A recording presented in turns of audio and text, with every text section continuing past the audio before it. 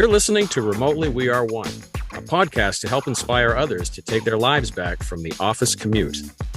I'm Rick, a passionate beer rep who loves the industry but hates the commute. And I'm Kaleem, a remote work advocate and consultant. We're going to speak with some of the top professionals who have managed to avoid the commute as they share stories from the most inspiring to the most comical, all while working remotely. Man, this sounds exciting. Let's clock in. Don't you guys agree that flossing is a private situation? Yes. Can be. I mean, would you put eye drops kind of in that category? No, I don't care. I don't think I would. You don't, Rick? No. I mean, really? Maybe cutting your fingernails is the worst. I think that's the one. Do not do that in public. Cleaning your ears. Do not do it in public. Okay, we have cleaning your ears, Q-tips, Yeah. flossing, and fingernail cutting, kind of in that category of that shit's nasty, do that on your own. Do that at home. Yeah. That's for you. Okay. But what about, one last question, Rick, one last to add to that. I kind of feel like eye drops is close to that, but what about if I were to take out my lotion and put lotion on my legs in your office? How would you feel about that? We're sitting there and have a conversation. I got lotion because I can't be ashy. Okay, what's the level? What's the level of ashiness? Great 1 to question, 10. Rick. Great question. So I just went swimming in chlorine pool and it's hot out. So my ashiness is actually past just not putting lotion on. So we're at like 11 ashy. Like I'm almost white. I'm so ashy. What kind of music's going? I mean, that might matter. So the vibe could change. Is there saxophone? There's no saxophone, but that actually is a really good question. Yeah. So there's no music, like it's a business meeting and I happen to be, actually you come to my office, so I'm not bringing lotion to your office. So you come to my office, just to clarify, I can't floss. Obviously we all agree on that. We can't clean your ears with Q-tips. I agree with that as well. Eye drops, you guys are kind of like, but let me ask you, you come into my office, it's a serious meeting and I'm like, hang on, I need to put some lotion on. And I put lotion on my legs. Like I'm sitting there and I'm lathering my legs with lotion. It's a power move, and I would definitely be like, that was a little posturing. I like it, but I would not. I wouldn't care. That wouldn't bother me. If you came to my office and pulled it out, I don't know. We're talking about two different levels of acceptance here, because if you made the announcement beforehand, that's less of a shock. But if you just dug out a bottle of Kerry lotion and started lubing up your legs without telling me, I would have been like, what the fuck, dude? This is kind of unprofessional. But, okay. Yeah. You know what? I'm on your team, Rick. Lathering any part of your body with lotion is definitely a private situation. Yeah. There's no doubt about it. Yes. Okay, I don't know. Cool. Hands, maybe. Hands is like you pour a little bit out and do this kind of for a second. I don't know. But doing it up and down the legs, I don't know. I'd have to do it. I have to see what happens. I'm going to try that next time somebody comes to the office. Can you get that on film for us? For this episode, we're going to need a clip of that and just show the reaction. I'll do the next team meeting. Let's see what happens then. Oh my God, that's way better. That's the CEO starts it off of the company. Like, okay, we got some serious stuff that we need to talk about. Matt, you're up first. Tell me about the projections for the next quarter. And then he starts going and you just so. Yeah. And I'm 6'4", so there's like a lot of legs, so it's very off-putting. Yeah. Welcome back, everyone, to Remotely We Are One. I am your soon-to-be COVID-free host, Rick Haney, joined by the ever-wise Kaleem Clarkson. What's up, buddy? Oh, man, feeling great. Feeling happy about life. Played some golf today with my brother. Haven't seen him in years. I'm glad you're feeling better, sir. I'm glad you're feeling better. Thank you. I'll tell you, this COVID shit ain't no joke. No, it is not. It is not. But we're going to tell lots of jokes today. Good, because I need them. I've been in bed for over a week. I've had about 7 beers, and it's going to be a good time. I'm fine, thank you. I don't need one, thank you. Thanks for offering, though. Well, something's on its way, sir. Something's on its way. Yes. Cool. Well, I'm excited about today's show. It's been a while since we've been on the microphone, and on the mic. Microphone check. Microphone check. Microphone check. Microphone check. Check one. Sibilance. Check one. I mean, you sound great. You're ready to go, baby. Yeah, man. Let's do it. Let's do it. Okay, so I'm excited about today's guest as well. Number one, I'm excited about today's guest because they do something that I just absolutely love, but I'm not going to jump to that. Also, Our guest today is right up the street from where I'm at. Oh, yeah. Oh? Yeah. We're in the same room right now. Kind of. Almost. But he's from Ackworth, Georgia, which for some of you that don't know, it's just right up 75, only about 20 minutes from Atlanta. Also, something that we have in relation, he's a former local music concert promoter, like put on all those all-ages shows for those kids. Yeah, you know what I'm saying. Loves the local music scene. Yep.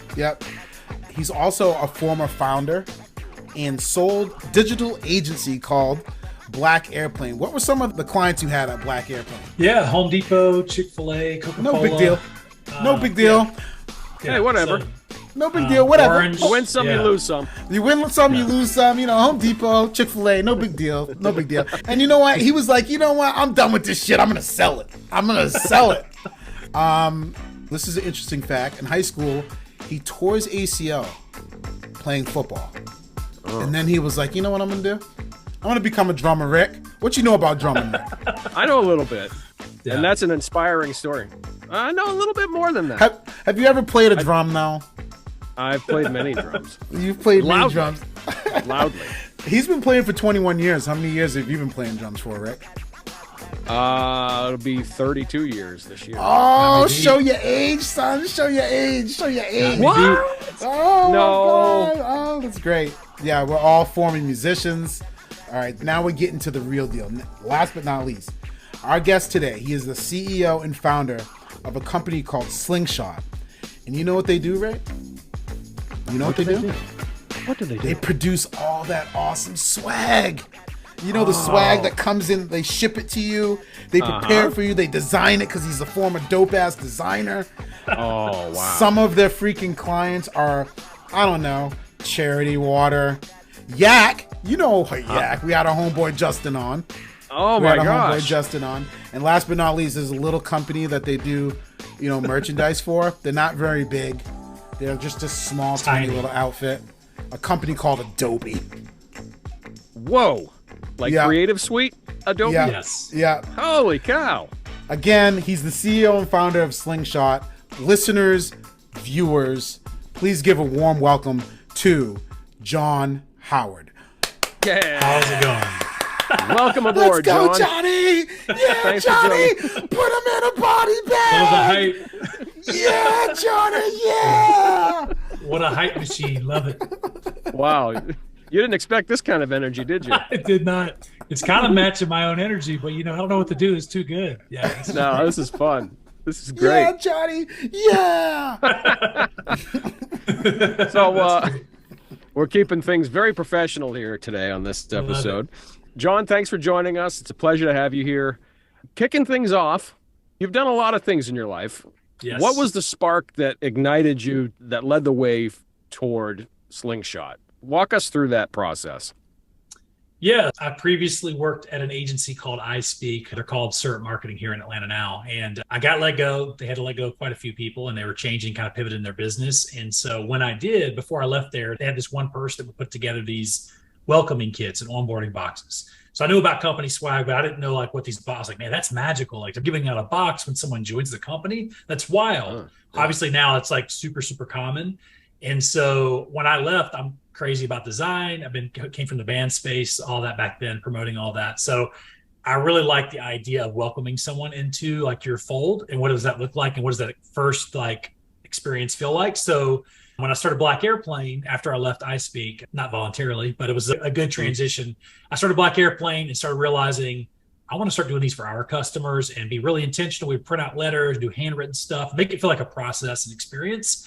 And so my passion, SaaS products, I've always been into that. But I love, as you can see, the brick and mortar feel of like old school business as a nature. I kind of grew up with that, those people around me and my family really showed me like the old school grit and that. So I wanted to say, what can juxtapose SaaS platform with brick and mortar?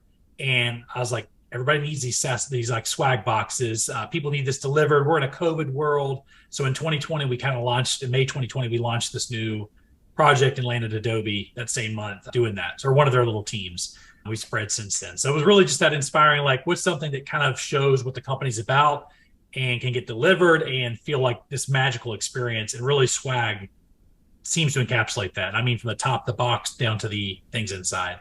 So kind of what's the experience all look like top to bottom? That's interesting. Yeah, that is cool. In the world of remote work and hybrid remote, I think swag plays an important piece in it, John. We all know that it's not about the item that you get necessarily.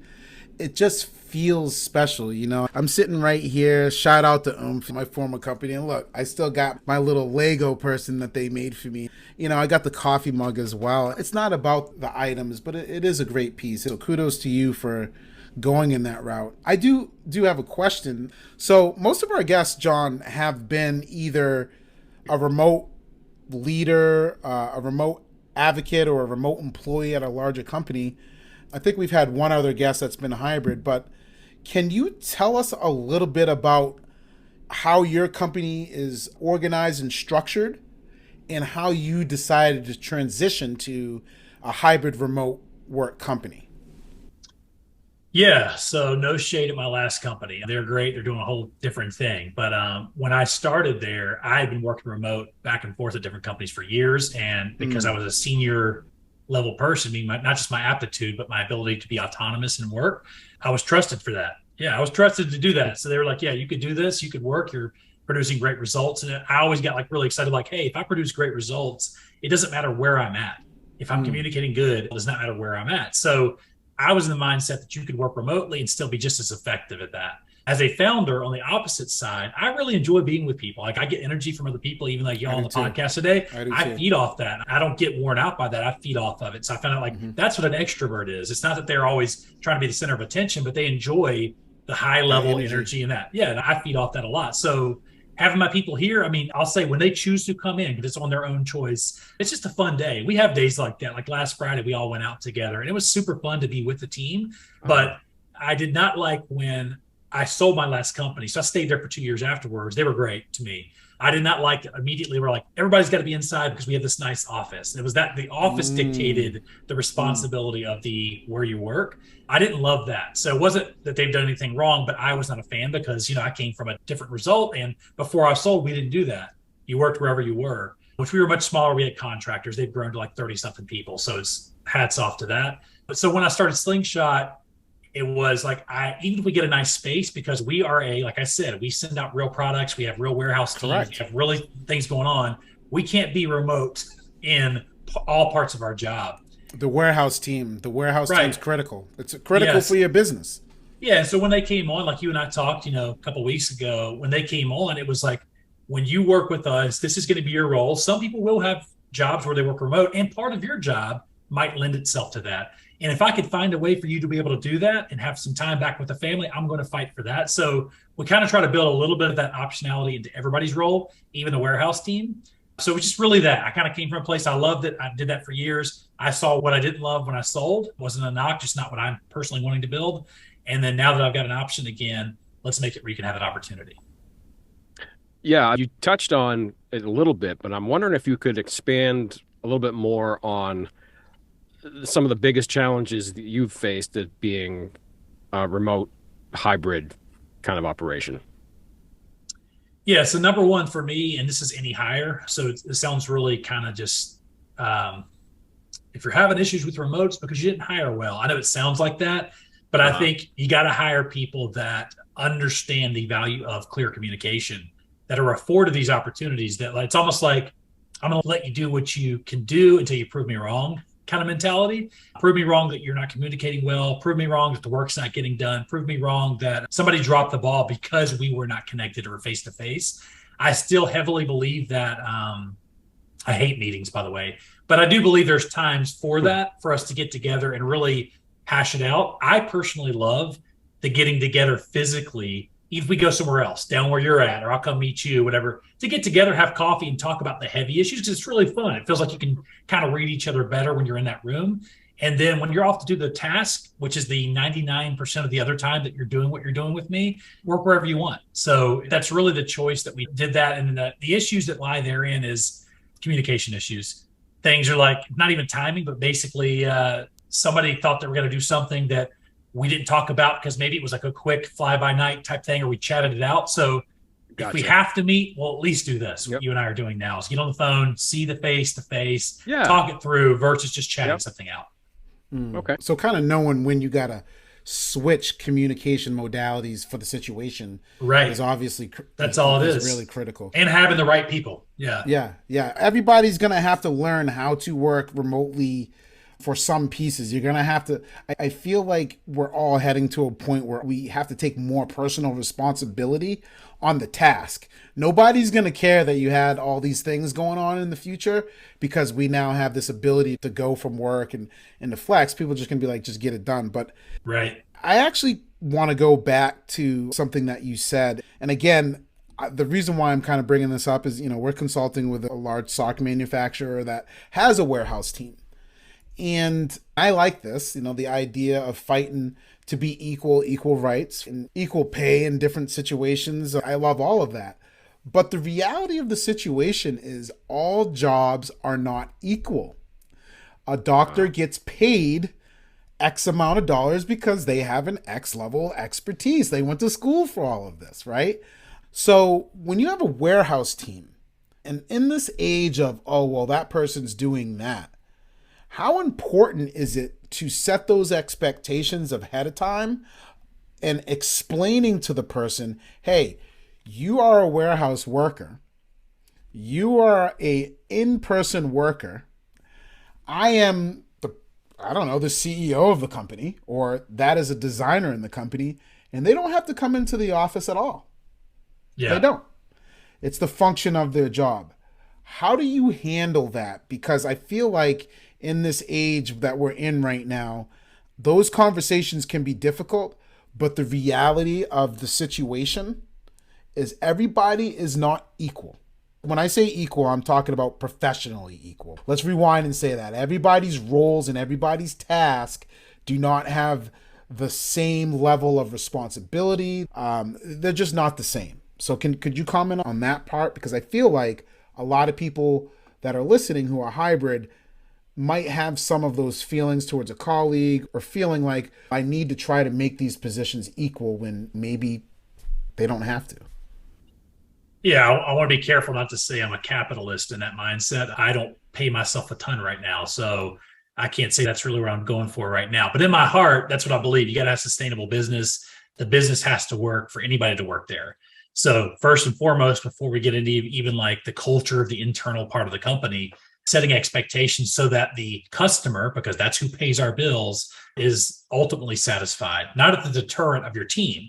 So it's hiring the right people. It's also explaining, like you said, is the role that you are in dictates X, X, and X, like to do these types of things that you're working on. These are the job expectations. It's what is expected of you. You will be treated just like anybody else at the company, very equal. And as far as how we love on you, how we support you, how we try to graduate you from place to place. But if you want a role that offers this, and this, which is a different role, let's figure out how to move you there. And I think startups now are trying to find out people with good that can wear multiple hats. Utility players, we kind of call them in that quotation, is utility players that can do a lot of things. Maybe they're tired of the corporate culture. So for me, I love the startup culture now. I've been obsessed with that. I don't want a huge team, a monolith that you're trying to move day to day.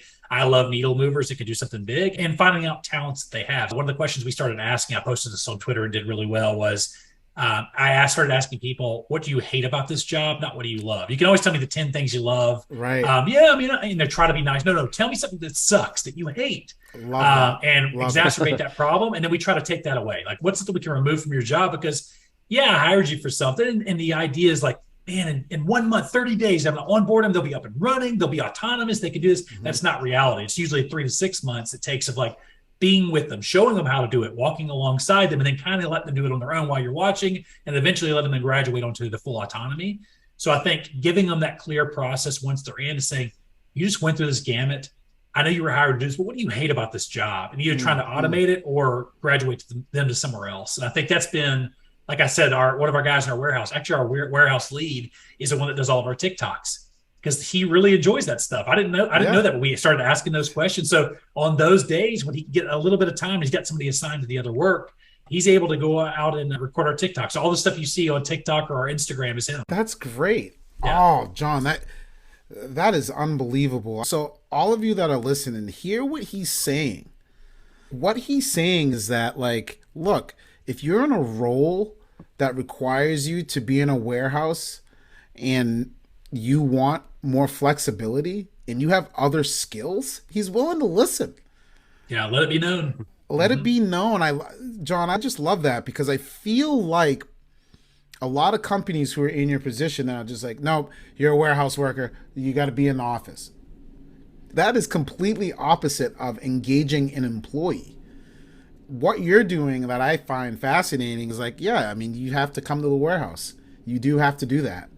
Oh, but you know what? I heard you like doing TikToks. TikTok is a popular marketing thing that we would love to have you do more. And you know what? You can do more TikToks, and that, you know, a lot of people are leaving jobs. We're hearing a lot about the great resignation and the great reshuffle. What you just did, I'm pretty sure, is going to keep that employee engaged. So people, there are multiple ways to engage your employees, and that's just a great example of one of them. Good work, John. I like that. Awesome. That's awesome. I have a similar experience with my current job. I sell beer, basically, for my day job. I also own a business on the side. I'll get to that in a moment. Sales are not good. The company has been struggling. They have a brand identity issue. I've been working to tackle that. But I was met with the owners who said, you know, this isn't working out. Numbers aren't where they're supposed to be. It's not entirely your fault, but we got to switch gears a little bit. And I said, well, I'm capable of doing other things. Maybe I could put together a promotional video or some sort of marketing and branding thing that will help people come in the door. Right. But we're going to spend a little money on social media advertising. And I put this 30-second promotional video together. And it got hundreds of shares overnight. And I was not ready for that. I was not expecting, I was like, okay, well, I'll give it a shot, right? And all of a sudden, I was no longer seen as the sales guy. Now I was somebody who brought even more value to the company. And I wasn't happy before because the results just weren't where I wanted them to be. But once I started bringing people in another capacity, people started treating me differently because I had something else to offer. And it was eye-opening how quickly it happened. Wow. And now I make promo videos, which is something I have no training in, you know, but whatever. You know, you just got to go for it. That's super cool. Yeah. So, previously undiscovered talent that comes out of a problem. Yeah. Yeah. So in that vein of things, I mentioned before I own a small business, and we're going to shift gears with a different kind of question. And I apologize up front if this is a kind of a loaded one, but I also own a side business where I operate everything out of my garage. I've got a little workshop and I work with local businesses. And what advice could you give a guy like me who is kind of like a hybrid worker in some aspects? I'm a one-man operation, no retail space. I don't have a physical brick and mortar location like you talked about earlier. What is some advice that you could give a guy like myself who's juggling a few different things as far as best audience approach, branding, targeting practices, stuff like that? Yeah, it's a pretty broad question. I don't mean that in a bad way. So really it's finding out what your target demographic is and where they hang out. And it sounds silly. So to give you more of an anecdotal response to that, I guess this is always what a podcast is, anecdotal responses, but hey, I'll do it anyways. So anyways, yeah, Twitter for me has been awesome. So back in April, we were having a similar, I guess the company you work for on the day job, we were having similar issues with cash flow. We figured all that out, put everything on credit and then paying it off at the end of the month, gave us our cash flow. Like we started fixing all this stuff. And luckily it wasn't me that had to do that. So we have a guy on our team that was really like just awesome. Like put us back in high gear where we had more to work with month to month, better budgets, all that. And so in April, we kind of decided that, like I'm doing today, is that John's going to start saying yes to everything. Anytime that his face can be out there, that whatever it's going to be, whatever opportunity that looks like, John's going to be talking about it and saying John, not in third person, like I'm cool like LeBron, but more that John is basically a face of a company for now because we're so small. And so the whole point of that was emerge from obscurity. That's that little quote that our team pitched to us one day. That's what we're going to be focused on. And so through that, I had to find out where my audience was hanging out. And so I really kept using this equation was I want more at bats. I'm a huge baseball fan since I was a kid, followed the Braves, but I want more at bats. And what do those at bats look like? And so I wasn't thinking about quality. I just wanted more at bats. I want to have 5 to 10 lead sales calls every day. And yesterday I had 3. 2 of those ghosted me. And that can happen. That was pretty rare when that happened, the ghosting. But yeah, yesterday I was like, man, I had 3 lined up for yesterday and then 2 ghosted.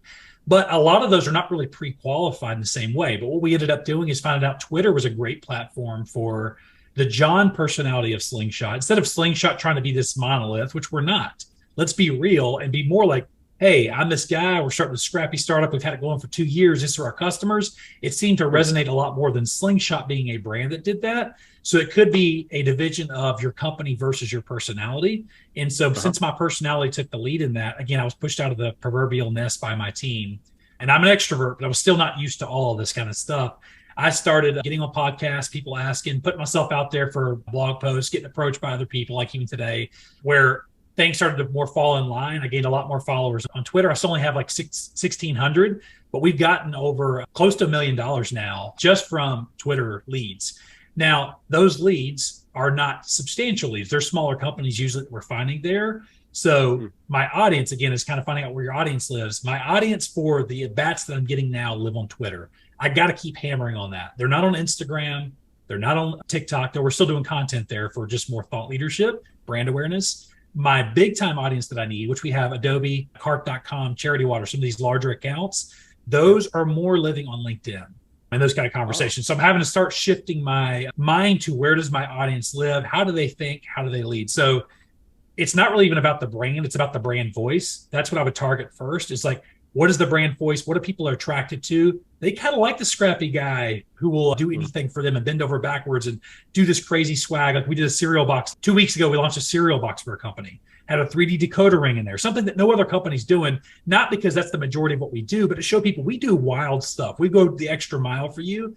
And again, aligning with that brand voice, we found out where does that live? How do we do it on Twitter? How do we do it on LinkedIn? And who does that come from? John, not Slingshot at this point.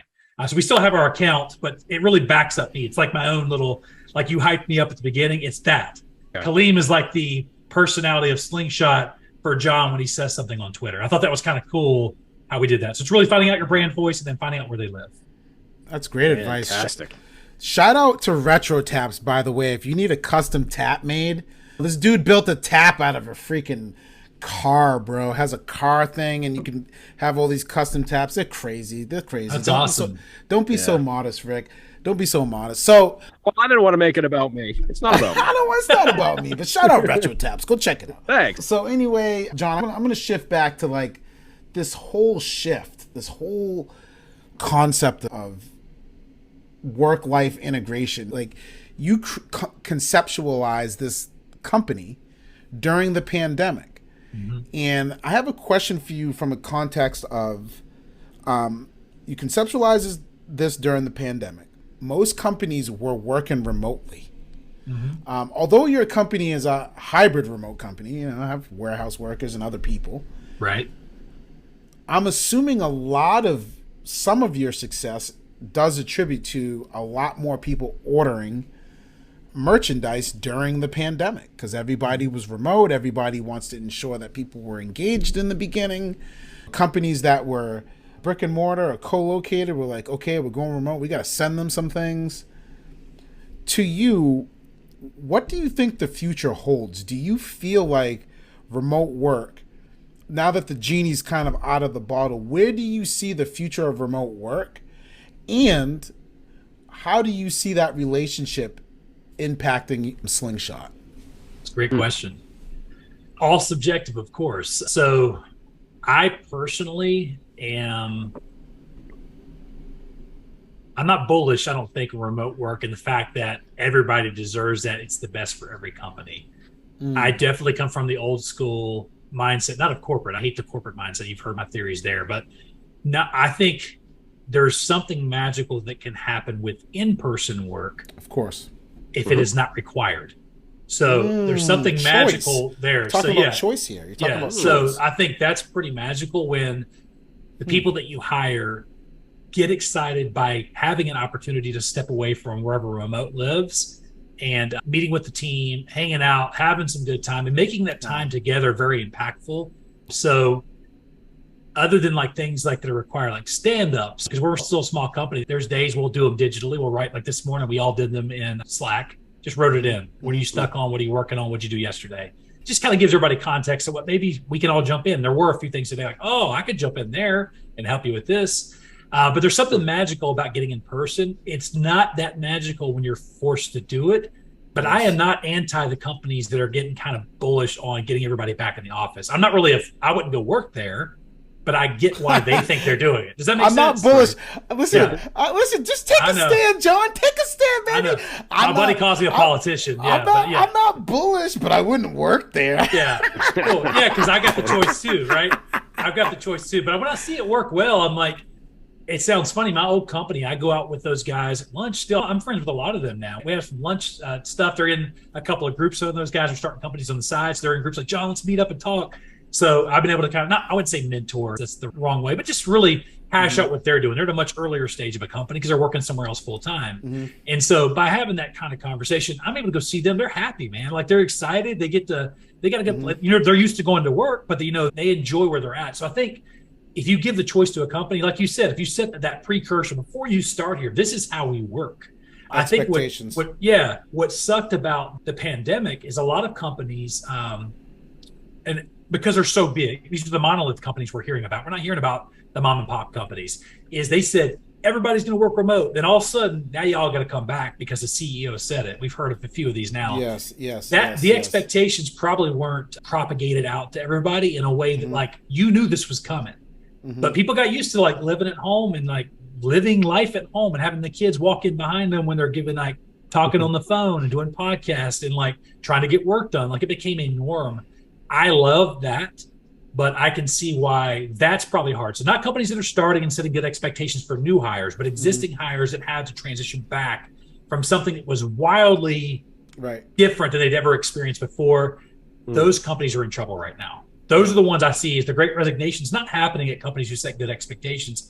It's happening at companies that was probably impossible to set a good expectation at a company that large and propagate that through the industry, through the team. So affecting Slingshot, the second part of that question is... so what you didn't answer. So where do you feel like the future of it is? It's going to be for new hires. It's going to be good expectations, hiring the right people, and people are going to be happy because you're getting to go to a company that you signed up for, that you sent in a resume for, that's doing it the way you want, or the way that you expected. I think the people that are in trouble, that are going to have to kind of reformulate their companies and lose a lot of quality. Let me rephrase the question. Do we go back to the way it was before the pandemic? I'm going to say 80% of the way is going to go back. I'm gonna call that. I think there's gonna be 20% of the companies go, no, we're still remote, fully remote, always will be remote. I think I agree with you. I think the big companies are gonna struggle to. It just doesn't make sense, overhead and all that they've done, invested in the way they do business, to just say let's keep this going.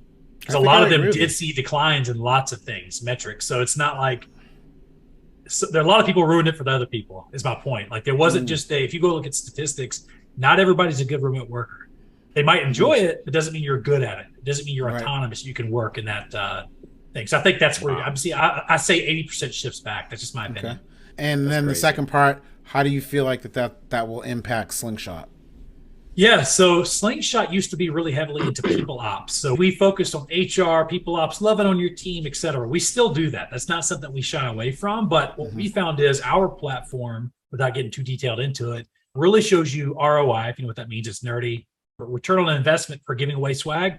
The baseline was, man, like you just said, I got your mug and I'm holding it up. How cool is that? Man, he showed me his mug. Now I know about that company. That's like the baseline brand recognition. We've gotten away from that. It's not just brand recognition. It's actually like, I got more leads because of that. I grew my community because of that. I got more sales calls because of that. So it's like, we've shifted our swag giveaways to marketing people and sales people and people that already spend on advertising dollars. So we're not going to be as affected by that, though. Every week we're sending stuff all over the world. We sent out to 88 countries last year successfully. We're really good at that. So remote's still a big part of our game. That's awesome. Fantastic. John, now is probably my favorite part of the program. I got to ask you if you could share with us a memorable, perhaps comical or even an inspirational moment you had while working remote. I got two. So I was thinking about this. I got two. One was me personally working remote with a customer. This is extremely embarrassing, but luckily it did not play out. Oh, shit. Yeah. Okay. Yeah. Hang on, baby. Here Let me get ready. Let me get ready. Another beer. I got to get another beer for this. Yeah, this is extremely embarrassing. So I feel like I'm gonna say, God, you saved me for this one. Basically, I was at home, I was taking a sales call, and I had to do it today. When you get on Zoom, it asks you to turn on your camera. It asks you to turn on your mic. Am I right? It does. It says, do you want the camera on? Join without video or not? Yeah. It never puts the video on ever for me. Yeah. Never has happened since then and before this. But let me tell you why this is like so important now. Is I was going to a sales call. Luckily, I knew of the person, but I could have like reclaimed this and like made my way out. I had my shirt off. Yeah, I show up. Yeah, the music was going. I have huge nipples too. So I mean, they're like quarters. It would have been awful for me. Put those big ass bologna cups away. So I get on this thing, get on the call. They're already in the call. Screen flashes on, shirt off. Luckily, thank God, just like y'all did at the beginning, they're doing one of these. Oh, 1 second, let me get my headset real quick. I'm like, and I just like, off the camera. Let me back off the camera. So I fly, act like I'm having technical difficulties for 10 seconds. Go grab a shirt. Boom, done. So that's my number one, like most embarrassing thing. That's pretty good. That was a good chuckle. I haven't done that one yet. No, you don't want to do that. It's not a fun one. Yeah, it was rough. I came back like my neck red, just freaked out, like I'm like 5'6", 325, so it's like not a good situation. Yeah, it was intense. So a side of me that nobody wanted to see. Anyway, so the other side of that, and not comical, but just cool, is we've got a husband and wife couple that work for us. They're just amazing, incredible, like the ultimate hires. And the wife was like really nervous to work here. Not because of the husband and wife situation, which I know could become an issue with people, but we had lovely, fun. It was like a long hiring process for these two people. Right. And the great thing is, and what do they do? Just to clarify, just roughly. One's operations, one does basically utility player, but most focused on our customer service. So good. Customer success really is like make sure they graduate from signed up to I'm super happy being here. Killed it in that thing. That's why I was like, we're really willing, and they could not find a company that was. Since they were adopting 4 kids, which is insane, and it's hard. Kudos to them. Yeah, it's mind blowing to me. I have 2 kids. I'm like, I can not throw enough like accolades towards them. That decision is basically they were looking for a place where they could work this thing out. So summer came. So we hired them back when the school was going. They had all 4 kids in school. They were able to kind of like switch around, pick up things, whatever. So we were able to offer them like that real freedom. Like, where do you want to go? When do you want to go pick up your kid? Oh, an emergency happened at school. These are kids that are adopted, coming from different situations. Gave them a lot of flexibility. That's not on us doing this. This was like a team effort thing. Right. And so I did not come up with this at all. It was really like a team effort. It was super cool to see they have the flexibility. We have an office, and we have this one room that we've still not really built out. We're going to eventually clear the wall out, make it a nice glass room, but it's a closed off door. And we kind of put like, if you want to go work off quietly by yourself, that's what this is for now. And so summer came, and you know how much it costs. Well, if you don't, it's expensive to have kids in any kind of care anywhere. We're a startup, so we can't really offer that. So what we could do is say, hey, you got 4 kids. Some days are just tough. We might have a big thing you need to come in and do or check out.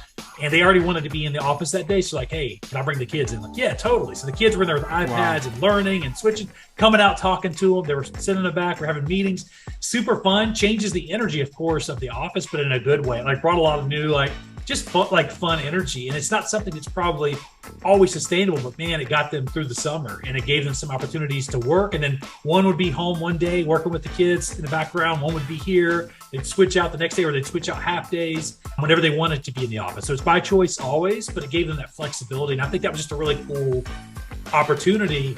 And the wife told me, like, this is something that I was going to get another job somewhere. I was like, there's no way I get this flexibility. It never would have happened. And I thought that was super cool. It's not something you can always offer at big companies unless you just have in-house childcare, but it was just super cool. I think it was like, they're older kids too. They're 7, 8, 9, 10. Totally.